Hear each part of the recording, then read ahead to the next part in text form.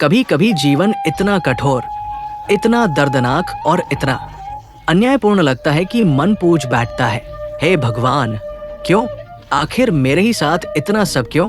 पर भगवद गीता का ये ज्ञान आपके जीवन को पूरी तरह से बदल सकता है। चाहे कितनी भी मुश्किलें हो आपके जीवन में, गीता का ये ज्ञान आपकी सारी मुश्किलें दूर करने की शक्ति रखता है। अगर आप गीता के इस ज्ञान को समझ लोगे तो आपका हर दुख दूर हो जाएगा, आपकी हर मुश्किल आसान हो जाएगी।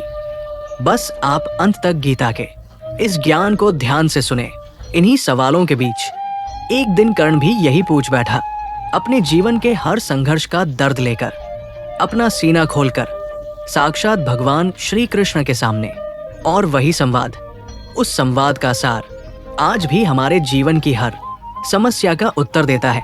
हे मित्रों, मैं हूं आपका साथी, आपका मार्गदर्शक, और आज मैं लेकर आया हूं महाभारत का वो अद्भुत प्रसंग जो हमें बताता है कि दुख का होना समस्या नहीं है, दुख को लेकर हमारी सोच ही समस्या है।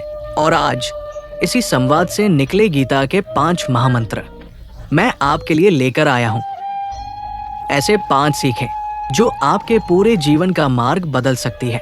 कर्ण ने श्री कृष्ण जी से पूछा, हे कृष्ण, क्या मेरी जिंदगी ही बनी थी? संघर्ष का दूसरा नाम। कर्ण ने अपनी पीड़ा गिनानी शुरू की। पहला घाव, जन्म होते ही माँ ने छोड़ दिया मुझे। क्या ये मेरा अपराध था? क्या ये मेरी गलती थी कि मैं अवैध जन्म का भार लेकर आया? दूसरा घाव, द्रोणाचार्य ने मुझ पर शिक्षा के द्वार बंद कर दिए क्योंकि मैं क्षत्रिय नहीं था। क्या सीखने की इच्छा भी जजाति पूछ कर दी जाती है? तीसरा घाव, द्रौपदी स्वयंवर में मेरा अपमान हुआ, मुझे सूते का बेटा कहकर ठुकरा दिया गया। क्या ये मेरा अपराध था कि मैं राजकुल में पैदा न हुआ? चौथा घाव, जहां गया अपमान मिला, जिसके लिए लड़ा वही मुझे नीचा दिखाता रहा। हे माधव, क्या मेरा पूरा जीवन ही अपमान का पात्र था? कर्ण बोलते बोलते रो पड़ा क्योंकि वो पहली बार अपने हृदय का बोझ किसी के सामने खोल रहा था। कृष्ण मुस्कुराए, हे कर्ण, मेरी भी सुनो। कृष्ण का पहला वचन, जब मैं जन्मा कारागार में। मेरे जन्म की पहली सांस ही मौत के भय से भरी थी। कृष्ण का दूसरा वचन, जन्मते ही माता पिता से अलग कर दिया गया। मेरा बचपन ग्वालों के बीच बीता, जहां मुझे गोबर उठाना भी पड़ा, और वही मेरा खेल था। तीसरा वचन, मुझे 16 बार मारने का प्रयास हुआ। मैंने मैदान नहीं चुना, मुझे परिस्थितियों ने ही लड़ाकू बनाया। चौथा वचन, मेरे पास ना गुरुकुल था, ना राजमहल, ना सेना, फिर भी मेरे शत्रु जरासंध, कंस, शिशुपाल सब मुझे अपना सबसे बड़ा शत्रु मानते थे। पांचवा वचन, अपनी प्रजा को बचाने के लिए मुझे मथुरा छोड़कर द्वारका बसानी पड़ी। ये पलायन नहीं, कर्तव्य था। कृष्ण ने कर्ण की आंखों में देखते हुए कहा, कर्ण, जीवन में समस्या किसके साथ कितनी हुई ये कभी मायने नहीं रखता। मायने ये रखता है कि उस समस्या से तुमने क्या सीखा और उससे कैसे उठकर खड़े हुए। और फिर कृष्ण ने कहा, अब सुन कर्ण, मैं तुझे 5 सत्य देता हूं। यही है जीवन को बदल देने वाले गीता के महामंत्र। जब भी धर्म गिरता है, चेतना उठती है। अध्याय 4, श्लोक 7-8। यदा यदा ही धर्मस्य ग्लानिर्भवति भारत। कृष्ण कहते हैं, मैं स्वयं धरती पर जन्म नहीं लेता, परिस्थितियां मुझे जन्म लेने पर मजबूर कर देती है। मतलब क्या? जब भी आपके जीवन में अन्याय बढ़ जाए, अंधकार घना हो जाए, कोई रास्ता न दिखे, तो समझ लेना एक नई शुरुआत होने वाली है। एक नया अध्याय लिखने वाला है। जो टूटता है वो खत्म नहीं होता, वो बदलता है, और बदलना ही जन्म है। आपके जीवन में जब सब बिगड़ रहा हो, तभी तो भगवान आपके भीतर से जाग रहा होता है। श्रद्धा है तो ईश्वर है। अध्याय 4, श्लोक 39। श्रद्धावान लभते ज्ञानम। कृष्ण कहते हैं, जहां श्रद्धा है वहीं मेरा निवास है। श्रद्धा क्यों जरूरी? क्योंकि श्रद्धा मन को स्थिर करती है, श्रद्धा दिशा देती है, श्रद्धा हमें सही मार्ग पर टिकाए रखती है।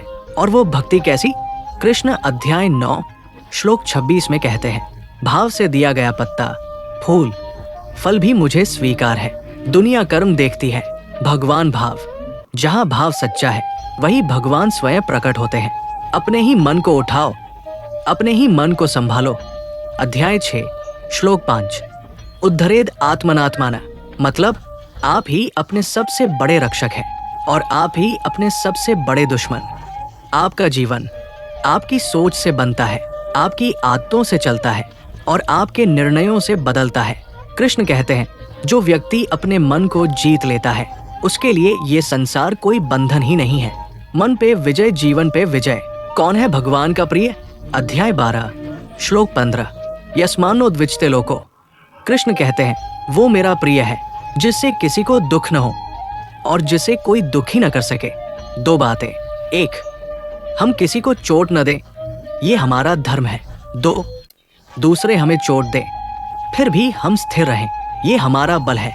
आप तब ईश्वर के प्रिय बनते हैं जब आपके मन में द्वेष न हो, प्रतिशोध न हो, अहंकार न हो, कटुता न हो, बल्कि शांत मन, स्थिर बुद्धि और पवित्र हृदय हो। सब छोड़कर मेरी शरण में आओ। अध्याय 18 श्लोक 66।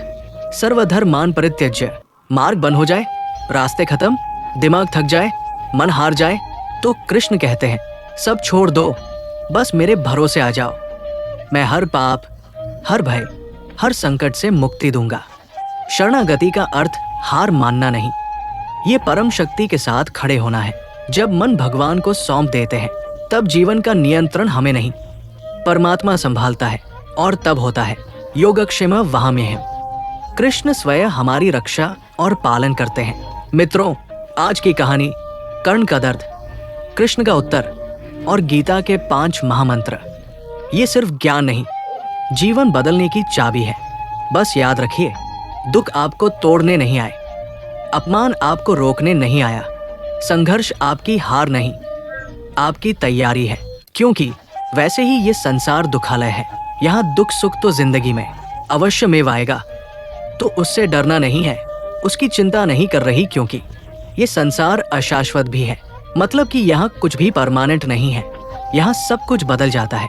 दुख सुख में बदल जाता है, सुख दुख में बदल जाता है, सम्मान अपमान में बदल जाता है, खुशी दर्द में और दर्द खुशी में कभी भी बदल जाती है, जीत हार में और हार जीत में।